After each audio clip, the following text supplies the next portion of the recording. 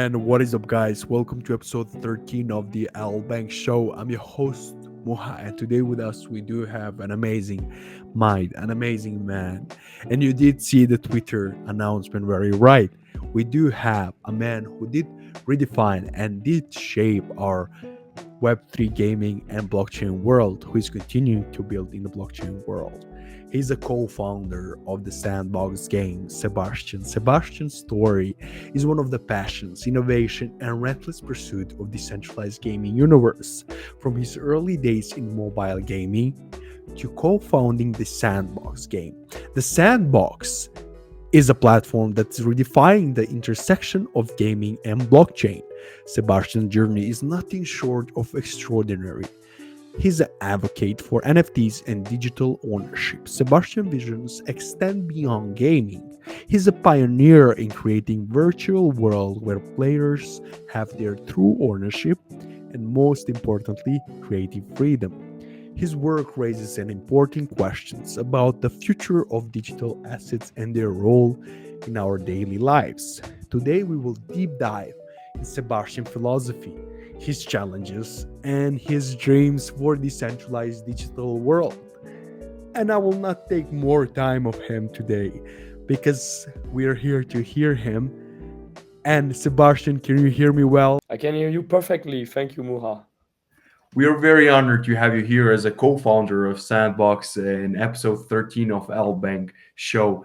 Thank you for accepting the call. And yeah, I think we can start in and what has been on your mind recently in cryptocurrency, blockchain, and what has been Sebastian thinking of? Well, as you can see from my background, we just had yesterday the first Global Creator Days for the Sandbox. And it was a very exciting day where we had like a lot of updates about our product roadmap. We had a lot of the creators in our ecosystem present that were showcasing some of their games. We were sharing some insight and also doing deep dive in the new product we are launching so they can improve their skills. Had a great chance to connect with many members from our team, the new Chief Content Officer, Nicola Sebastiani, our Head of Ecosystem, Matthieu Servetti, and through that event, grow together as we prepare to enter for 2024. So I can jump straight more into details for everyone, but I don't know if the audience is already familiar with Sandbox, so maybe a quick walk back. Um, Basically, the idea of Sandbox is to empower anyone to become a creator. It started in 2011 as a mobile game. We grew, we had 40 million installs, 70 million creation made by those creators. Back then, it was very simple. It's a game where by touching the screen, you drop elements, water, soil, etc., and they interact with physics. And over time, we had 400, 500 elements that you could play with to make your own 2D video game and share it. It was very successful, but yet we were not able to retain our creator over a long time. We were losing their interest because social recognition wasn't sufficient. They were looking for something more in the form of like, if they spend time and contribute to the revenue of the game, they should also receive a portion of that revenue. But that was not possible by then on the App Store, Google Play Store, etc. Then we found about blockchain and NFT in 2017, and we started to work for the past 5 years on a new version of Sandbox. This time it's a platform, a 3D virtual world, decentralized, that use blockchain and NFT at the core as a technology to empower those creators and allow them to own their land, to own their creation, and be able to monetize them the way they want. And from there, yesterday was a big milestone after 5 years since um, we open publishing to any landowners. So Sandbox has this unique map of 166 for 164 lands. That's the main thing that people know Sandbox for, not for the creation side, but for the map and the virtual land. But from now on, if you're a landowner, you can already launch and publish your experience straight away without any validation and start engaging your audience. That means we're going to see not hundreds of games and experiences live on the map, but hopefully thousands of them in the coming months. We also shared about the Dr. Bonkus trial, which is a 6-week long challenge where players can earn 1.8 million sand Every week, it's a new experience, a parkour race game, competitive, time based, where if you rank among the 200 top in the leaderboard, you have a chance for a portion of the prize. And we also share about the new game maker that's coming that allows to make games that are multiplayer, collaborative, or competitive. And I think we'll start keep enhancing like how fun how much fun people can have when they play a sandbox made game, the creativity and the replayability of those games as well, driving more retention and revenue for everyone on the platform. So we can say it has been so much on your mind recently. It was very interesting indeed to really package all those news toward the end of the year. There's two more things among the three major announcements. One is like we've been working on something special for over a year at Sandbox, and together with Unity, we heard the community, we heard that the partners, the brands, the ecosystem. So yes, Sandbox will be on mobile before the end of 2024. It's running, but we're always tweaking and making sure it's going to be great for everyone. The second thing is the launch of a new game maker fund, a 100 million Sand game maker fund, which will be rewarding creators who are publishing an experience on their land. And a portion of those 100 million will be allocated not only to the just make a creation and ship it, but based on the audience you engage. So there will be a reward pool, an engagement pool, we call it, and that will grow based on the number of players, and that proportionally to how many players you get on your experience, you will receive it more. So progressively, the games that drive more traffic and contribute to the overall value of the platform will also be rewarded. Maybe a small portion, so it's just a hobby revenue, but some of them hopefully will make a more significant portion revenue.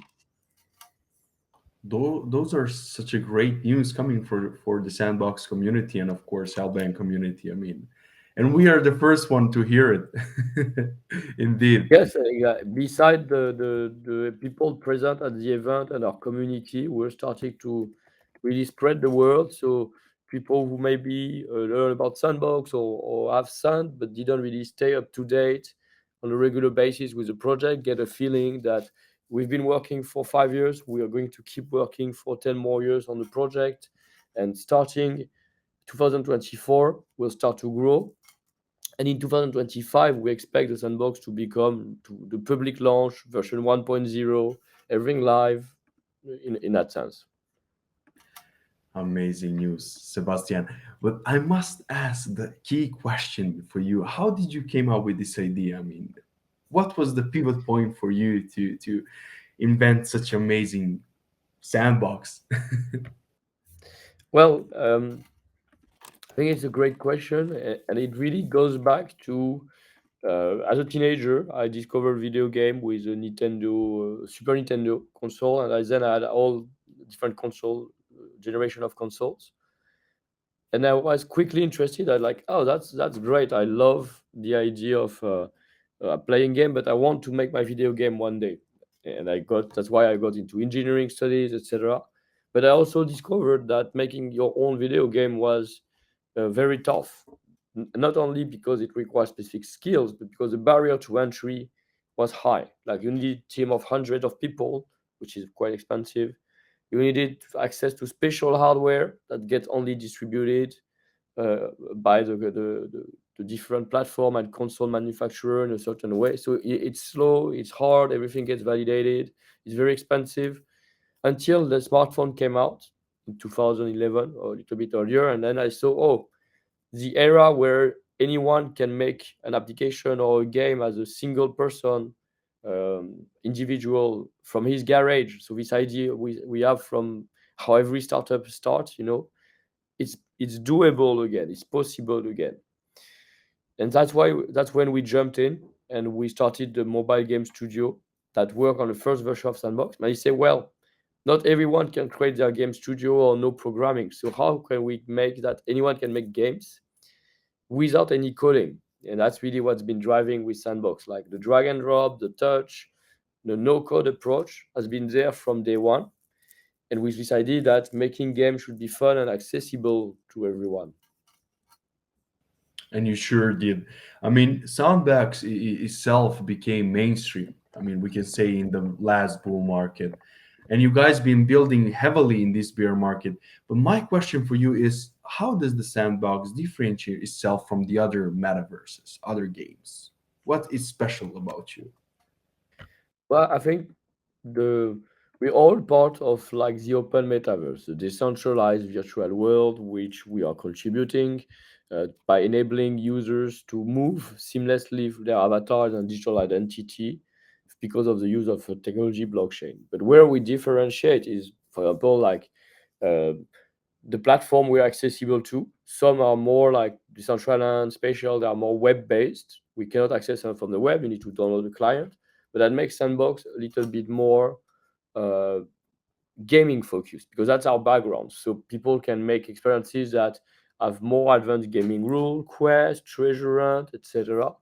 And enable people to play, um, to interact, to complete quests, to engage. Actually, we see 62-minute engagement time as you play um, in Sandbox, and that's a 20% increase over 1 year ago. So that's quite interesting to see like those mechanics, the new game maker we provide, are in a way indeed helping to provide more value to the brand, more engagement in general. People to make gamified experience. It's a combination of social and light gamification because of complete quest, treasure hunt, the board, etc.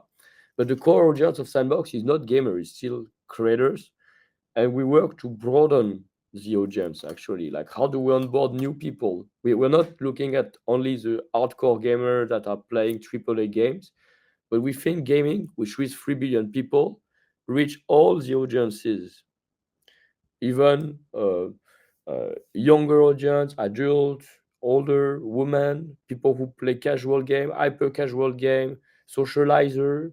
So it creates different categories of game. Before it was mainly competition and achievers. Sandbox is about explorer, socializer, builders, and that makes a big difference. So, as the sandbox continue evolving and expanding, how do you envision balancing the goals of attracting mainstream users, like you right now mentioned? I mean, how do you continue attracting them?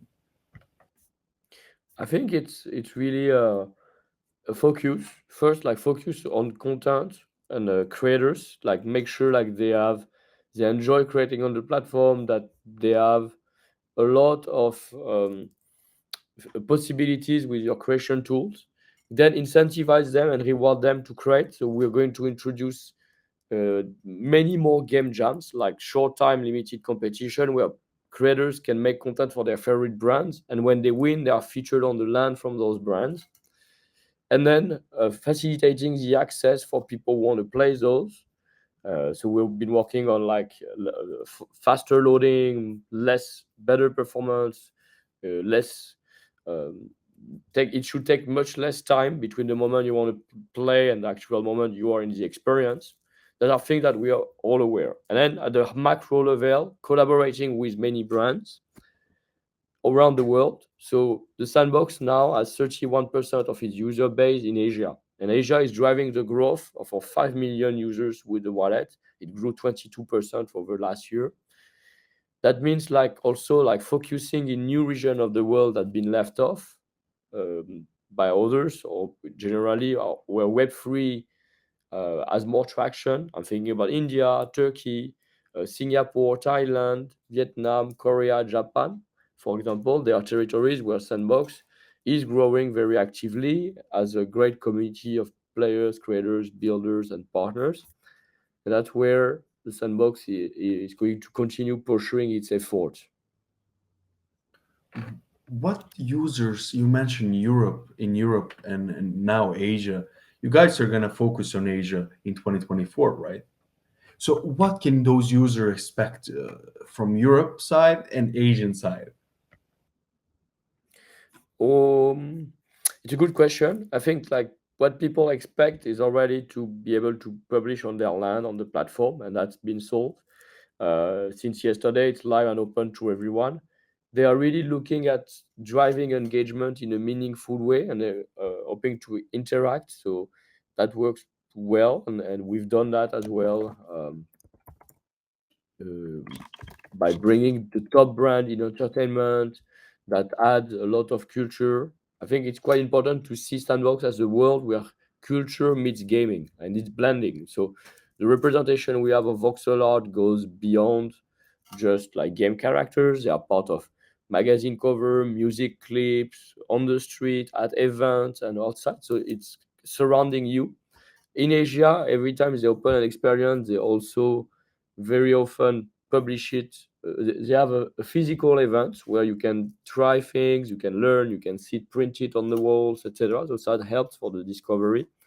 And they're looking for our support as well as a sandbox to drive the marketing, to explain why it's meaningful, etc. And that's I think that the combination of all of this and that the sandbox and the sandbox team provide that is reflected in the current success and growth we are seeing there.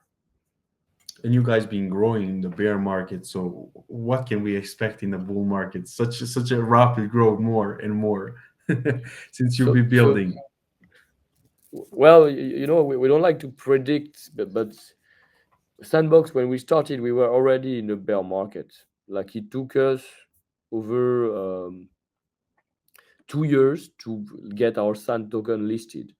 But that was not the problem. Like we were focusing first on like to prove that there is a utility that we can launch our tool, that the creator like what we're doing, and it's very interesting that because we've been so focused on the product and having a real community of creators at the core, then afterwards, like people who uh, understood much better what is possible when they want to enter Sandbox, and that's for us the most important. Like we want really people to understand, to visualize the possibilities from a user generated content platform such as Sandbox. We want them to understand that an NFT is just a digital asset. It can represent anything, but that NFT has an utility. It can be your avatar, your digital identity in Sandbox. It can be your your virtual land where you're going to host your experience and things like that. And that's for me one of the most important aspects that also contribute to for Sandbox to and preparing us for the next wave. It's like you don't have to wait to be able to when you own an NFT to be able to use it. It's straight right here. That's part of the value proposition that we have. You did mention actually the blockchain and NFTs that you guys use. Could you explain how these technologies are integrated in the sandbox? I mean, and what opportunities that sandbox provide to game developers first, then creators, artists, and whoever wants to build and monetize on your platform? So, well, we have all sort of NFTs in Sandbox. We have Land, which is a piece of digital real estate, a virtual place where you publish your experience for others to enter and play into with their avatar. Land is scarce. There's only 166, 164 in total, but we didn't sell it out all at once. We actually curated new neighborhoods on the map and progressively sold them, which mean like we sold about 75% now, and we're looking at introducing more in the future by neighborhood. So in 2024 we will have 8 new neighborhood curated by thematic, like we did this year with Infinite Pulse on music or Voxel Madness in gaming, or by region of the world, like we did with Iron City for Singapore, with Turkish Verse for Turkey, with Hallyu Rising for Korea, and so on. Attracting new brands, attracting new owners, new creators. The second is avatars. We've launched over 19 official IP avatar collection. Those are um, sorry, these are uh, so your digital identity when you play and you enter a metaverse within Sandbox. And this is something that you can use to access gated events that offer you reward, or you can use just to explore anything, socialize. Those 19 collection comes from top tier IP like Rabbids, Care Bears, Paris Hilton, Snoop Dogg, Steve Aoki, Gordon Ramsay, etc. So you can play as most of your favorite character, and they all mix up in this world, almost like a modern theme park. But you can also uh, play with an NFT that comes from outside. So we have 50 um, interoperable collection of avatars you can use and play in Sandbox. Even if you acquire them outside Sandbox, they become 3D playable characters. And then you have the assets. The assets are the content created with our tool, VoxEdit, that will be launched and sold on the marketplace L2. So we're introducing the marketplace L2 before on Polygon before the end of the year. And any creator can sell their own content for other creators to use on their land. Such amazing news coming from creators and users who are off of the sandbox from co-founder itself. I mean, but Sebastian, we had a co-event in Korea. Uh, Question for you is, do you think it's important to connect the digital world that we are in heavily in the sandbox? Is it important to connect that virtual world and normal world, so connecting web 2 and web 3 from Absolutely. your standpoint? Yes, yes, definitely. Um, it's very important for people to feel like we're bridging between the physical world and the virtual world. And Sandbox is a platform that has really a great value proposition for everyone. Like it's very easy to project yourself. The more you see Voxel, the more you're surrounded by it, the better it is as well. And uh, I really feel now that we will provide a gateway for many brands and partners which are already in Web 2, in music, in entertainment, in fashion, to launch in Web 3, but with concrete utility and most importantly, focusing on user generated content and creativity, which is the value proposition of Sandbox. So we onboard them progressively into that in a way that is um, strategic and meaningful for their audiences. And I have one final question for you is, from your standpoint, not the sandbox, do you think the metaverse will bring that mass adoption to cryptocurrency and blockchain? That you guys will pull the most people? Will that industry bring most people than the others? Absolutely, yes. I do believe like what we're creating as potential to attract most player. Gaming as well is an industry that reaching 3 billion players. Like people understand gaming. It's bigger than music and movie combined. And so yes, those are industries that are more prone to drive adoption of the technology, but they need to think in terms of like the quality of the product, etc., as to feel the value proposition is not about just there is an NFT or a blockchain. At the end of the day, it's just a technology that allows you to own your asset and use them, transfer them the way you want. You you don't have so it is in a way the best way it's going to be integrated is when it is seamlessly integrated, right? So I think that's for us the way forward to keep creating more fun games that don't feel different than traditional game, that approach more audiences.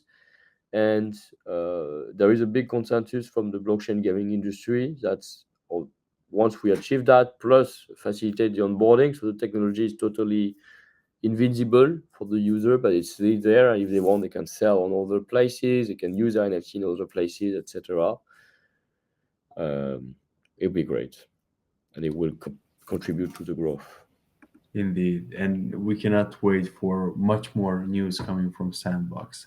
Sebastian, it was I was very honored to have you here as a guest of LBank Show episode 13. And I think we could go talk for hours and hours about Sandbox, Metaverse, and other things. But thank you so much for coming on. It was such an honor, and hopefully, we did educate some users on Sandbox and Metaverse. So, I, I hope so as well. Thank you for listening. Thank you for staying late on your side as well. These are all the latest news coming from the Sandbox Creator Day, the first global one we held in Hong Kong yesterday, where we had over 1,000 attendees. We hope that we continue growing Sandbox together in new region in the world. So we invite you to try using GameMaker. It's free, and then hopefully you get inspired to create exciting things. Get an avatar, go on and explore. Join and enter the metaverse for inspiration, and let's build the future of the metaverse together. Indeed. You heard it here, guys. Go ahead and join Sandbox. Thank you so much, Sebastian. Bye bye, LBank Thank users, you. and bye bye. Bye, bye, everyone. Have a great day.